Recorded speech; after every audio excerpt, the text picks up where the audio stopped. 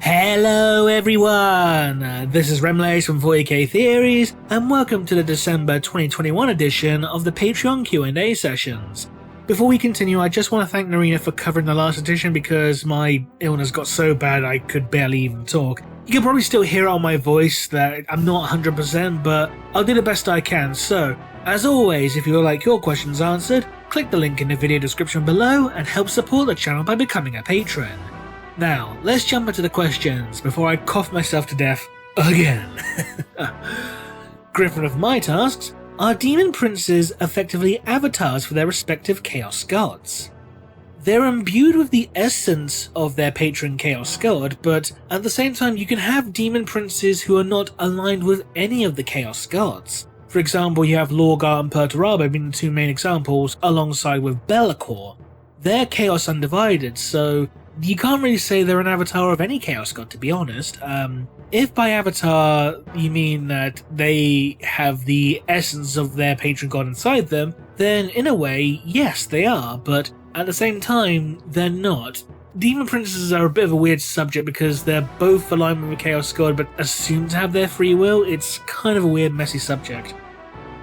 Is it possible Perturbo is actually aligned with malice rather than chaos undivided? I find it highly unlikely, purely because if he was, we'd see more of a, for lack of a better term, Miletian influence on the rest of the Iron Warriors Legion. Kind of like how when Fulgrim fell to Slaanesh, the Emperor's Children became more Slaaneshi, when Angron became a Demon Prince, the Worldies became Cornate, etc.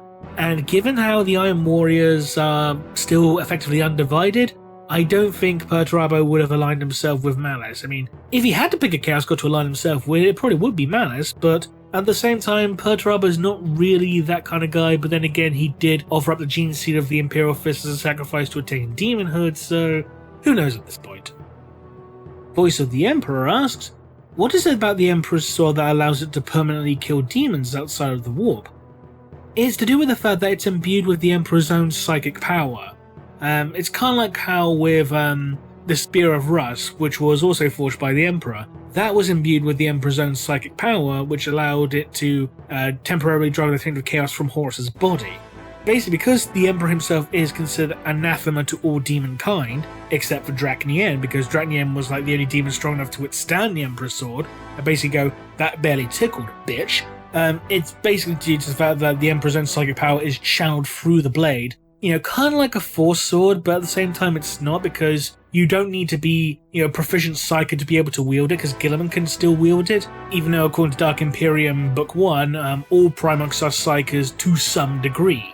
And it seems like Guilliman is like, a lesser psyker in that regard, kind of like, he doesn't realize he has psychic powers, it's just more of a case of him, thinking he's lucky or something to that effect. But yeah, Emperor's sword has Emperor's power, that's why I can kill demons. Brandon A asks, can a Leman Russ battle tank be made out of Blackstone in order to better combat against warp enemies?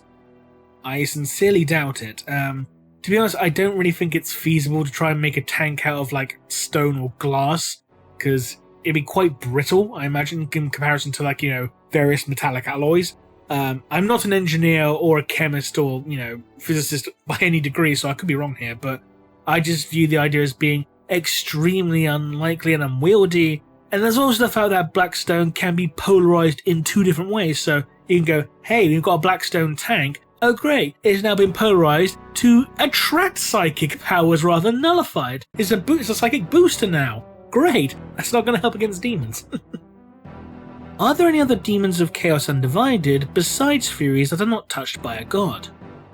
The only one that comes to my mind were ones mentioned in the Warhammer Fantasy RPGs, and that being Chaosiums. Though you do get Chaosiums that are aligned with a particular god, but you also get Chaosiums of Chaos Undivided. Are there any good stories about the Aquatanautica Imperialis, the ones who are water-based naval ships? Not really. The closest you're going to have is in the novel Tyrant of the Hollow Worlds, because that does actually have, an ocean naval battle between the Imperial Guard and the Red Corsairs, which is pretty interesting, because I think that's like the only instance in 40k where that happens.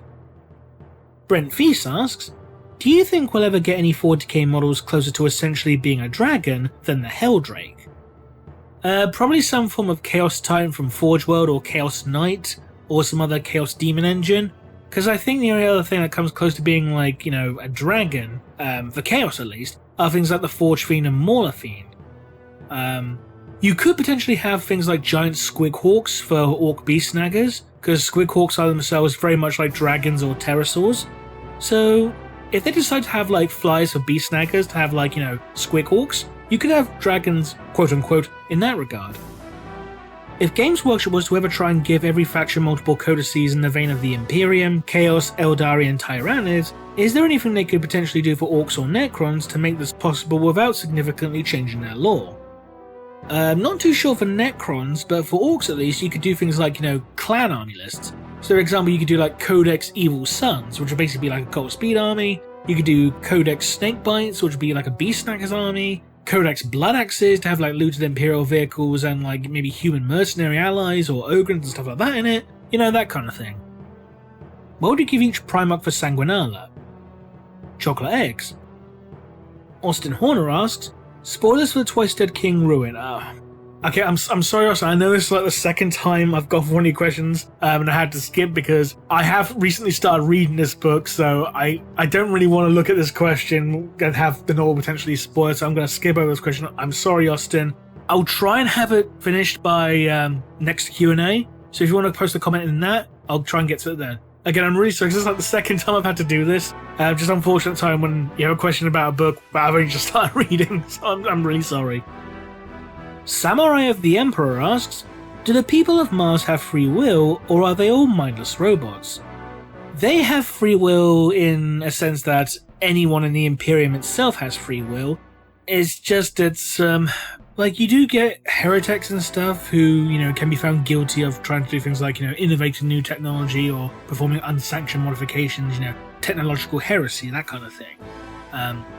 The only individuals on Mars who would be considered to not have any type of free will would be servitors, which are cyborg slave organisms. Skitari is another matter. They would have, I'd say, a limited degree of free will, but they're more bound to the will of their masters. Individual tech priests, however, yes, they do have free will. It's just they really get to enforce it. Zero Hits asks, if an avatar of Cain is destroyed, does that destroy the shard of Cain it was created from?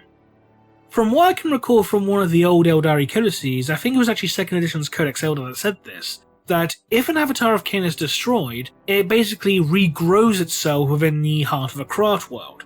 So like, say if Bealtan's avatar of Cain was destroyed in battle, then the chamber of the avatar of Cain upon Bealtan will eventually start growing a new shard of Cain, a new avatar shard.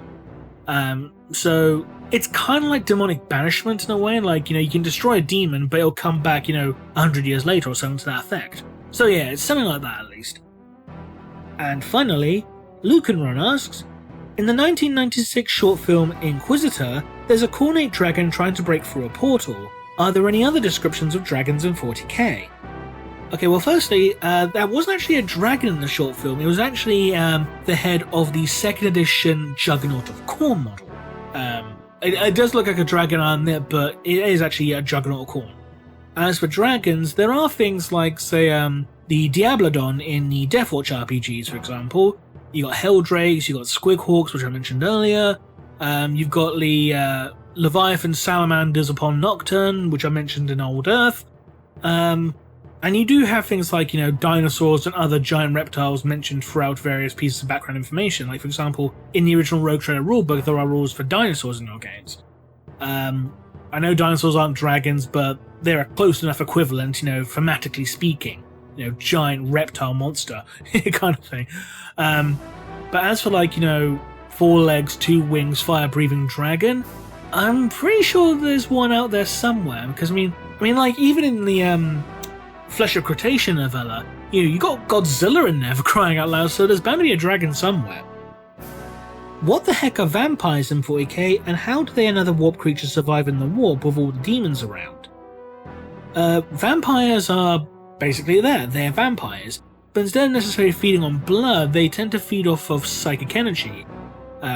Primarily speaking, I'm pretty sure there's actually at least one short story in the Warhammer Horror Collection that does detail 2 Imperial citizens on a feudal world trying to escape from a vampire, so that'd be worth checking out. And I'm also sure that the Black Templars actually fought against vampires at some point in time as well. They're also shapeshifters. They take the form of a anthropomorphic bat creature normally, but they can take a more humanoid appearance. As for them surviving in the water with other creatures like demons around, I imagine it being the same as any oceanic ecosystem. There's always going to be, some larger predators, some smaller predators, and you're going to have things like you got the fish, you got the reptiles, you got the crustaceans, etc., cephalopods. So if demons are fish, for example, then you have the enslavers that are like cephalopods, like octopus and squid, and then you have vampires, which may be oceanic mammals. Maybe like seals or sea lions, that kind of thing. And they will prey on things like smaller fish, even though they are themselves prey to things like, say, killer whales or great white sharks, that kind of thing. So I imagine it'd be that kind of thing, in regards to both vampires, and even with things like, enslavers, Psychnuin, etc. The warp itself is basically a vast ocean, so there's bound to be creatures that fulfill effectively different ecological niches. And that concludes this edition of the Patreon Q&A sessions. As always, if you would like your questions answered, then click the link in the video description below and help support the channel by becoming a patron. Until next time, this has been Remlays from 40k Theories, and Happy Christmas.